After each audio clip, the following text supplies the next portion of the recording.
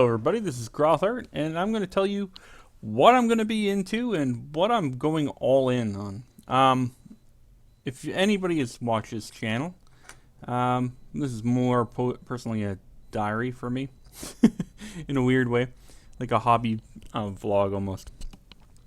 I've been getting at a games workshop, like because I don't like the rules, I don't like any. It's like they've got amazing storytelling, but they don't have very intuitive systems. By intuitive, what my meaning behind that is if a new player came in and tried to learn the rules in one go, they couldn't. It's almost impossible. Yeah, you could teach them, but you'd have to keep referencing the books. That's just how it goes. Whereas in this, it's literally one-page rules, and especially the type I'm getting into is Grimdark Future Firefight. It's a miniature agnostic game which allows you to use any one of your models for anything, and there's a lot of factions that are similar, but not the same because they have a different background and everything else.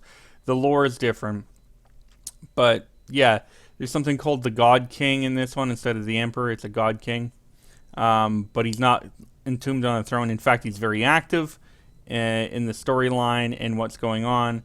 Sort of like the Terran Empire, I guess it would be, or I think it's the Terran Empire in Star Trek, or I guess it would be not Gears of War, but from a lot of different games. So it's like it's got a very similar feeling vibe to different things. There's rat people in this game, which is crazy. It's kind of cool. It's a mix mash of everything, sci-fi and fantasy, kind of into one.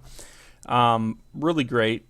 But yeah, getting to the point, I've been kind of getting out of Warhammer because I'm not getting out of the lore. I love the lore. The lore is actually really great.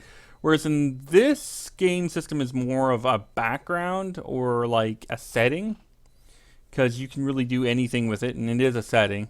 And yeah, you can kind of tell what kind of gritty thing it is. And I'm getting into, I like smaller scale battles or war games. Like 1,000 points would be great to have, but I have way more than 1,000 points because everything starts costing something after a while.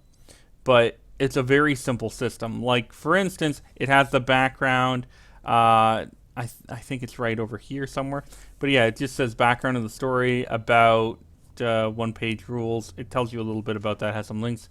But yes, if you go to onepagerules.com, you'll be able to find the free PDFs for all the factions and everything else. But I would suggest also going on their Patreon and basically giving them a little, because you don't get nothing for this. They also sell like unique models specifically geared to factions that are 100% their own IP. So they do that kind of thing as well. You get like a whole bunch of crazy cool stuff to go along with it, but if you check it out, it actually is pretty cool. And if you have a 3D printer, there's definitely something to be said about going to One Page Rules and basically subscribing for either $5 or $10 a month. $10 a month gets you way more stuff. Plus, they have an army builder function that you can put onto your phone. But yeah, it's really great. I'm going to get into this. I'm kind of getting into more of the hack and slash kind of thing. And I love chaos, but I don't really like how cartoony they are a little bit within the model range of Games Workshop. But I do like their sculpts. I really do like their sculpts. And now that they're getting much better, I also like the ability to kit bash things the way I wish to. So I started making a warband called the Rogue Axes, just because I do like axes, and the word rogue is just really cool. It's rouge, but like for some reason in English we pronounce it rogue, and plus it's kind of like a rogue element, and in English it's become its own little thing and taken on an entirely new meaning. And that's one of the reasons I've chose that faction to kind of get into this game, is it has a lot of the cool stuff that I like in it. And I've always liked the faction, but I've had no real reason to play it with Games Workshop because again, the mechanics are not really that good, but the faction in Games Workshop is really well written. This, however, is a way to actually play a war game that I want to play. One-page rules are very simple. For instance, every special rule that your character has will be in this section, right where my cursor is. There's things like hero, relentless, and toughness. Toughness is how many wounds you have, if we were to refer to it, or your health, your character's health. Okay, if we're going to put it to that point. They have assault equipment like assault rifles. It tells you what it does. It has a range, which is 24 inches, how many attacks it has. And if it doesn't have any armor piercing, they don't put it. Same thing with this. Close combat weapon, or CCW, is an A1. So this means it has one attack. So as we kind of get to it, attacks are still A. So, it's simple things that every game has. But you'll notice beside the character or whatever, you'll see a QUA, which is quality. So it's the quality of your character, how well they can hit, how well, how good are they at shooting or hitting, how good are they at staying organized or not running away, and other abilities that are put into play in different scenarios actually somewhat depend on a character's quality. Alright, so we have a whole bunch of crazy cool stuff, and at the end we have the cost. And then we have something over here for upgrades. Okay, so all these characters can move at 6 inches, alright, unless otherwise stated. It'll state it in the equipment or special rules. There's monstrous. I think that it tells you, like, there should be mutations. Yes, mutations right over here, which is another special rule, and it'll state it here or in the main rules, because there is a main rule section. There's like I said, it's only 2 pages for your main army, or more if you want to add more stuff to it. And again, absolutely free. But it talks to you about what mutations are, and you can read all this stuff, or you can just download it if you're interested in it like me. But yeah, the website is very intuitive to where you go if you want to play Firefight, which is a small skirmish game, how the rules work, how the turns work.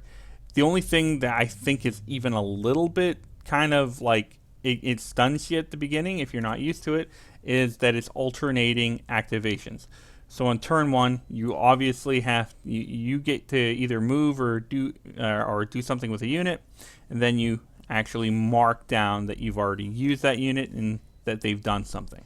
And so you use little tokens to illustrate that that's what's happened here. And then to go on, you also have different the activations are kind of, again, like if I go first, my opponent goes next and activates another unit and moves them or does whatever, fires or charges in or does something. The only other thing I think is kind of interesting is hit backs. So in Warhammer 40,000, you hit, and then you automatically, and your opponent hits, and then you can hit back instantaneously. Whereas in this game, it's strategically sometimes better not to hit back. By this, I mean you get a penalty for hitting back right away. So your penalty is, okay, I hit, then my next turn, if I go to fight, I have to hit on 6s. Because you're exhausting your characters, okay? It's kind of how it works. That's what kind of happens. And so you'll see somebody will hit, and then somebody will say, okay, I'll wait.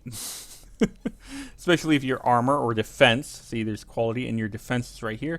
Your defense is your armor save, okay? So if your armor save is 2+, you have something to worry about, but not too much, depending on what they can do. Again, toughness 3. You can, in these upgrades right over here. So you basically go here, you read what it says, replace assault rifle and CCW. So if you choose one of these options, you have to replace both. Alright, so there's an upgrade here with a pistol with 12 inches and a weapon with a CCW of 2 attacks. So that's free, but if you were going to go with a more melee-based weapon, you go with the energy claws. And again, you have to replace both weapon profiles. And basically, that's how everything goes, and it's very straightforward after that point. So it's very easy to calculate your let's say a Havoc's cost compared to what it would cost here. And if something's free, it's stated as free. If it actually takes away points, because there are things in this game that will have a minus beside it, like right over here, assault rifle for Terminators actually have a -5 to the cost. And the Terminators aren't actually Terminators, they're called Havoc. What are they called? Havoc. No, Destroyers is what they're called. So yeah, they have like all this crazy stuff. They're basically they have 3 wounds or three toughness. It's really really great, and you can apply it to if you have any knowledge of 40k, or you've just come from 40k like I did. You can kind of understand very easily what has to happen at what point. There's also psychic powers, and it's like, oh, on a 6+, on a 4+, on a whatever.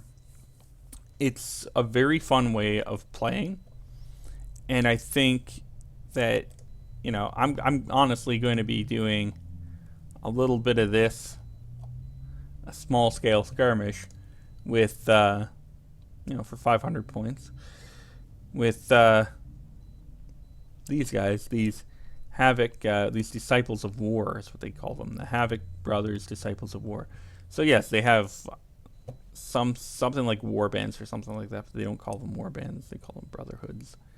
But yeah, so if you're interested in this, or this seems to tickle something in your brain that says, hey, that's kind of cool, leave a comment below. Again, I'm still into Warhammer, just not into the actual board game anymore, or the tabletop board game.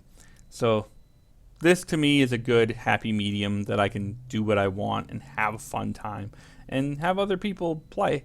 So tell me what your thoughts are. Have you played this game before?